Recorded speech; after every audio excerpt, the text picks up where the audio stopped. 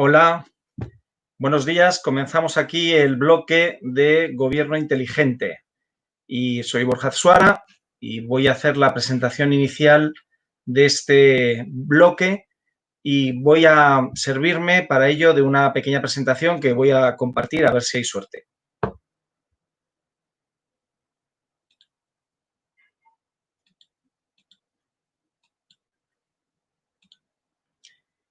Bueno, espero que se vea bien.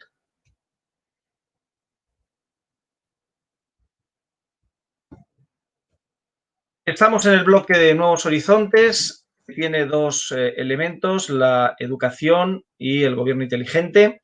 Y en la parte que me corresponde, pues vamos a hablar, por un lado, obviamente, de gobierno inteligente, de su diferencia con la administración digital, del servicio público de la administración de justicia, del servicio público de la sanidad.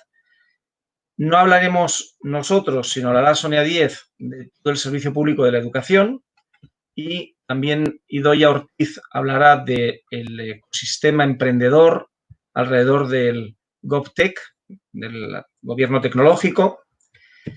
Y el sábado tendremos unas ponencias muy interesantes sobre el papel de los ayuntamientos en el gobierno local y también de las diputaciones provinciales como los entes intermedios entre las comunidades autónomas en España y los ayuntamientos, pero en el mundo entero como el ámbito de la provincia, ¿no?, y de las comarcas, como el poder local que más próximo está al ciudadano junto con los ayuntamientos. Hablaremos, y creo que será una ponencia muy interesante, de las iniciativas de colaboración público-privada, porque creo que es lo más inteligente que se puede hacer. Y también, por último, terminaremos con la transparencia, que es una exigencia a todas las administraciones y a todos los gobiernos, y hemos querido dejar justamente para el final una de las cualidades y de los requisitos que debe tener cualquier gobierno inteligente, que es el gobierno abierto, la participación ciudadana y también la fiscalización y el control ciudadano de las políticas públicas y de los resultados que tiene. Y para eso, y para la evaluación de las políticas públicas, pues es muy importante, es imprescindible la transparencia. Bueno,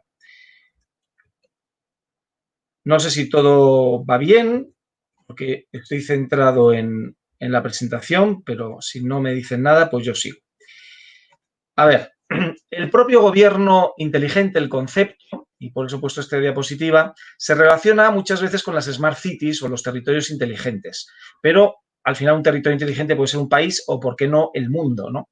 Al final yo creo que vamos a un proceso de globalización donde hay que tener muy claro que gobierno viene del gobierno de la nave, es el símil que se utilizó, y los gobernantes deben saber dirigir la nave incluso en tempestades como la pandemia que hemos visto ahora y llevar la nave a buen puerto.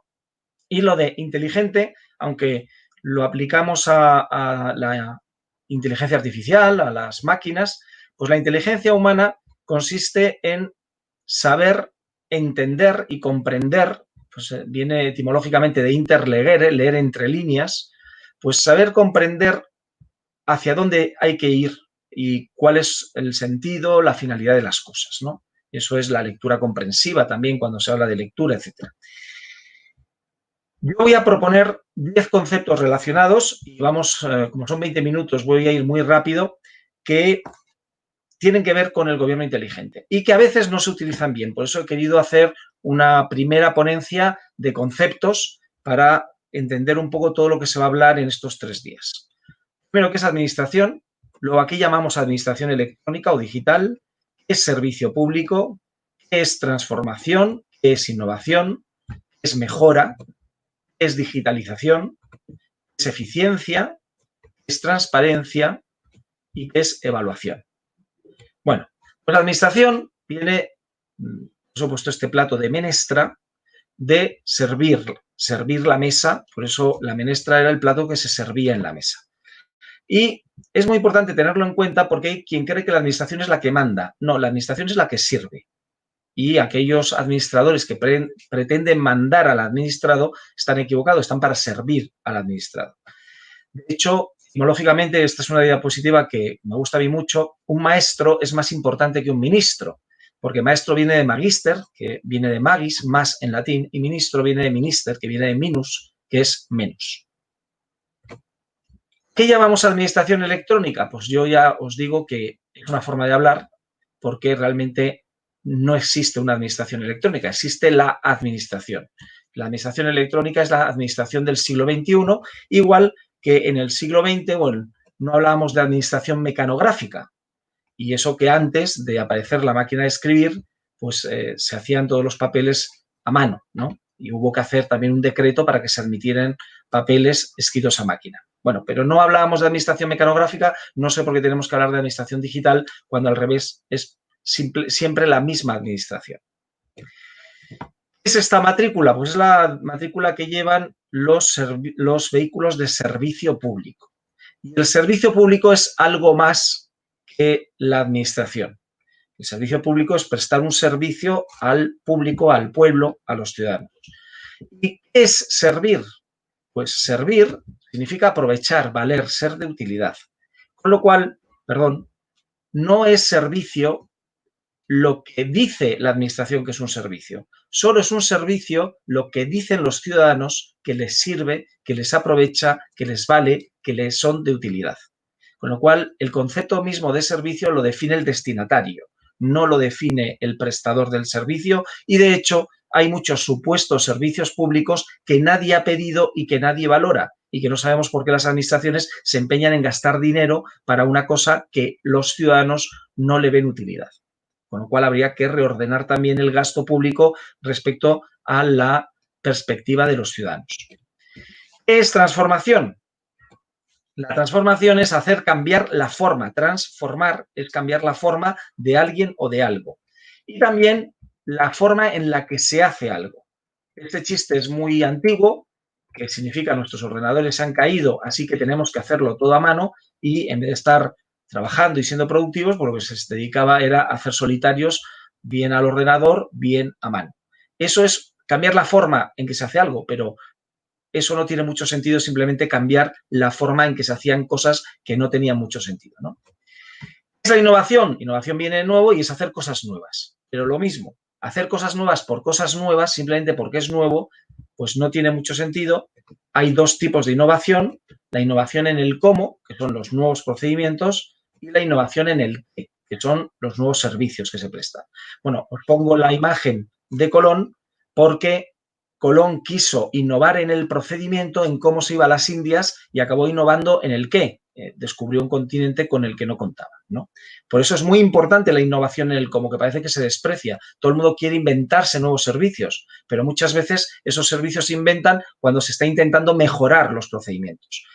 Me quedo con este concepto de mejora, porque mejorar es la finalidad de la innovación y de la transformación. No vale de nada cambiar la forma de hacer las cosas o hacer cosas nuevas si estos no son mejores. Entonces, para mí, la navaja de Occam es el principio, sobre todo, para que las cosas sean mejores, que es la simplificación. En la administración, la digitalización tiene que ser sinónimo de simplificación. Si no, si complicamos más la prestación de los servicios públicos o la tramitación administrativa, pues serán una nueva forma de hacer las cosas, será nueva los servicios, pero serán más complicados y no tendrá ningún sentido, será muy poco inteligente. Llegamos, por tanto, a ¿qué es la digitalización? Bueno, pues la digitalización no es más que un proceso que tiene que ver con eso, con las nuevas formas, pero que no necesariamente mejora por sí mismo las cosas. Tengo una diapositiva que siempre pongo y que la gente se queda con ella porque es muy gráfica. Es que si tienes una caca y la digitalizas, tienes una caca digital. Es decir, que la digitalización, si es una caca, el procedimiento, pues no, o el servicio que prestas, pues no te va a añadir nada. Vas a tener simplemente una caca en digital. Con lo cual, hay que aprovechar los procesos de digitalización para mejorar los servicios públicos o los procedimientos administrativos. Llegamos a la eficiencia. ¿Qué es la eficiencia? Normalmente la gente cree que la eficiencia es recortar el gasto, y no es verdad.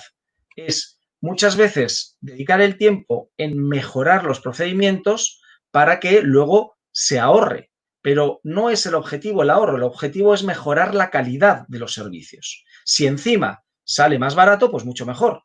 Pero, por ejemplo, cuando se digitalizan los servicios o se mete tecnología digital en los servicios sanitarios, no es para recortar la atención sanitaria, es para dar una mejor atención sanitaria.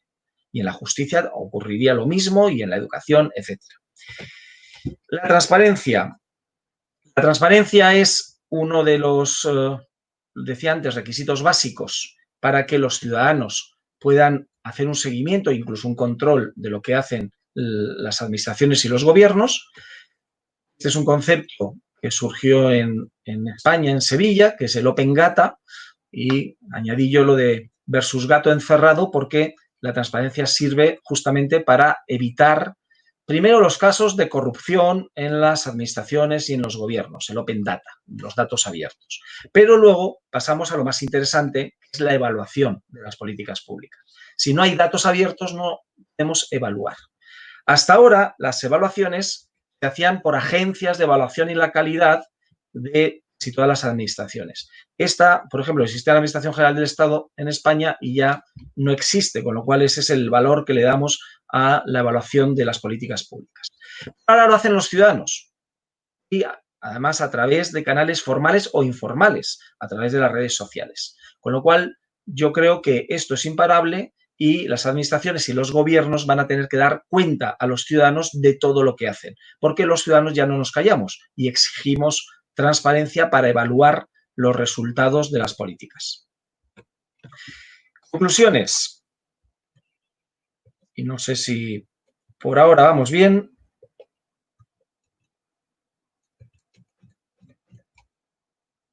Vale.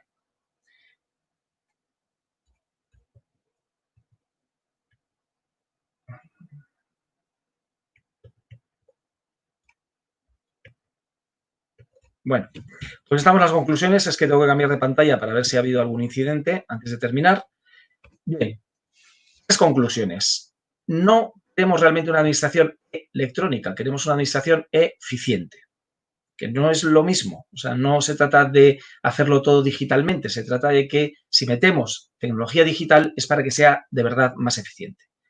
Segunda conclusión, queremos un gobierno inteligente. Y entonces, como esto de la inteligencia y el gobierno inteligente es muy difícil de explicar, lo mejor sería que votáramos gobiernos inteligentes, pero como la gente es libre, pues vota a quien quiere y ya hemos visto en el mundo mundial pues que hay algunos gobiernos que no se caracterizan precisamente por su inteligencia, ¿no? Entonces, hay 3 tipos de inteligencia en el cerebro. El cerebro reptiliano, que es el más básico, que es para las automatizaciones de la circulación, de la respiración, etcétera. Y bueno, pues es un nivel de inteligencia muy básico, pero se pueden automatizar muchos procesos. Luego, el cerebro del neocórtex, que es donde se toman las decisiones racionales, que es el que tenemos que desarrollar más, que es el de basar las políticas en datos y hacer un seguimiento y una monitorización de la ejecución y de la evaluación de resultados. Todo con algoritmos racionales, ¿no? De tal forma que si un político o un gobernante se quiere separar de lo que dicen los datos, tengan que explicarlo mucho, porque a lo mejor es que tiene oscuros intereses que no están basados sus decisiones en datos o simplemente son ocurrencias y hay que evitar las ocurrencias. Y por último, el cerebro límbico, que es el de la inteligencia emocional. Y yo creo que a medida que se vayan automatizando procesos con los algoritmos, la inteligencia artificial, el factor humano se debe centrar en los gobiernos y en la administración en la parte de inteligencia emocional hacia el ciudadano, que esa será la mejor forma, y esta es la tercera conclusión, de tener unos ciudadanos felices. Es lo mejor que puede hacer un gobierno inteligente. Para acabar, voy a dar 10 pasos de medidas que son revolucionarias, pero que no son electrónicas, pero que la tecnología digital puede ayudar a que se realicen, pero ya existen, lo que pasa es que no se cumplen. Esto lo puse en una conferencia que luego pasó a un libro, ahí lo tenéis por si os interesa. La primera, que realmente sea una realidad el presupuesto de base cero. Normalmente, ¿qué quiere decir esto? que todos los años tendríamos que partir de cero para diseñar las políticas que conviene hacer en cada momento y ahora es un momento muy especial. ¿Qué ocurre en la realidad? Que se parte del presupuesto del año pasado y se retocan un par de cosas y seguimos haciendo lo mismo año tras año. Bueno, pues en la ley está que debe ser un presupuesto de base cero y es lo que debería hacerse. Segundo, los programas de ese presupuesto ya existe, son por objetivos, pero no es verdad, luego no se cumplen por objetivos, porque nadie evalúa el cumplimiento de los objetivos. Y entonces se repiten los mismos fallos año tras año. Nadie se mira los objetivos de cada programa. Tercero, se haga una gestión por proyectos como la iniciativa privada, donde se sepa si realmente se está dirigiendo bien el proyecto a los fines y si hay que corregir el rumbo, ¿no? Como en la nave. Cuarto, que se hagan políticas basadas en datos, como os decía antes, para evitar en la medida de lo posible pues, las ocurrencias o los intereses ocultos. Quinto, que también basado en datos se monitorice la ejecución. Sexto, que haya una rendición de cuentas al final, pero la rendición de cuentas es como la autopsia. Entonces, podemos saber de qué ha muerto, pero si hacemos la monitorización, pues a lo mejor evitamos que se muera. Séptimo, la evaluación de resultados, porque la rendición de cuentas, normalmente la gente se cree que es la ejecución, la parte cuantitativa. No, hay que ver la evaluación de resultados sustantivos, en educación, en justicia, en industria, en lo que sea, si realmente ha mejorado la cosa o no. Octavo, y esta es muy concreta, que haya un debate de liquidación de presupuestos. Solo hay debates de proyectos de presupuestos, pero no se hace un debate de liquidación de presupuestos para ver con el dinero que se pidió hace un año y medio qué es lo que realmente se ha hecho. Y esa es una medida que pueden adoptar todas las administraciones y todos los gobiernos. 9. Superar, que esto es muy importante, un indicador que a mí me parece tremendo, que es el porcentaje de ejecución de un presupuesto. Es el único indicador que tenemos ahora para saber si es un buen gestor o un mal gestor, un gobernante. Y eso realmente no indica nada. El que alguien sea capaz de gastarse el 100% del presupuesto puede haber malgastado el 100% del presupuesto.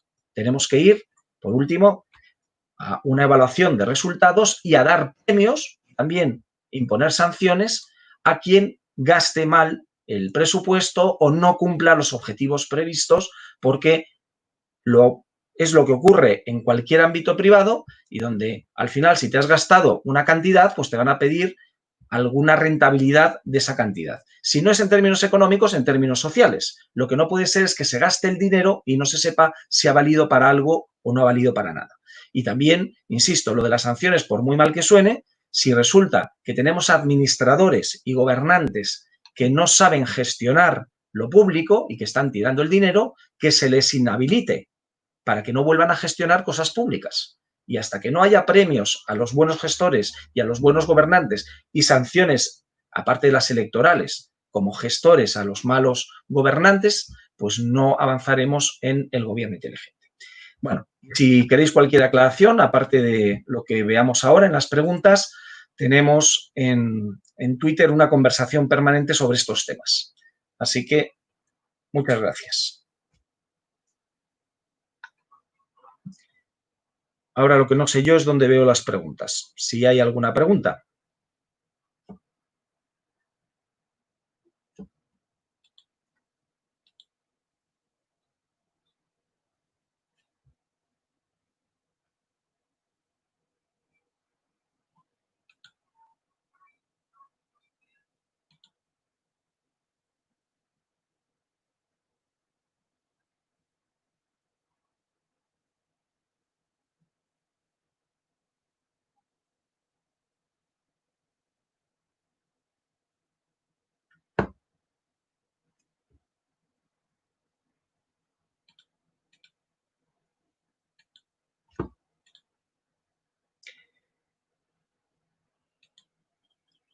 Bueno, pues si no hay ninguna pregunta o yo no las veo, pues lo dejamos aquí. Muchas gracias. Creo que la conferencia y la ponencia se quedan grabadas, así que os digo lo mismo que decíamos antes, que si hay cualquier pregunta y cualquier conversación que queráis tener sobre estos temas, pues me tenéis en las redes sociales. Muchas gracias.